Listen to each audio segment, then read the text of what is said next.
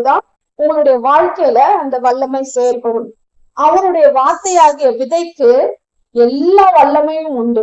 சாத்தியம் இல்லாத காரியங்களை எல்லாம் அது சாத்தியமாக்கும். முடியாது என்கிற காரியங்களை எல்லாம் முடியும் என்றாக்கும். தோல்வியாக இருக்கிற உங்க சூழ்நிலை இன்றைக்கு தோல்வியாக இருக்கலாம். ஆனா அந்த வசனத்தின் விதையை நீங்க விதைக்கும் போது அது வெற்றியாக மாறும். இன்றைக்கு நீங்க சுகவீனமாக இருக்கலாம். அந்த வசனத்தை விதையை நீங்க விதைக்கும் போது உங்களுக்கு சுகமாக மாறும். தரித்திரத்துல இருக்கலாம், வெறுமையில இருக்கலாம். ஆனால் அந்த விதையை விதைக்கும் போது உங்களுடைய வாழ்க்கை ஐஸ்வர்யமாக மாறும். ஒழுங்கின்மை வெறுமையாக இருக்கிற இடங்கள் எல்லாம் செழிப்பாக மாறும். கர்த்தருடைய வார்த்தைக்கு அப்படிப்பட்ட வல்லமை உண்டு.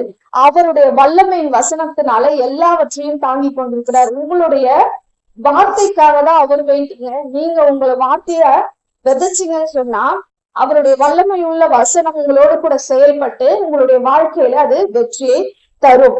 அவர்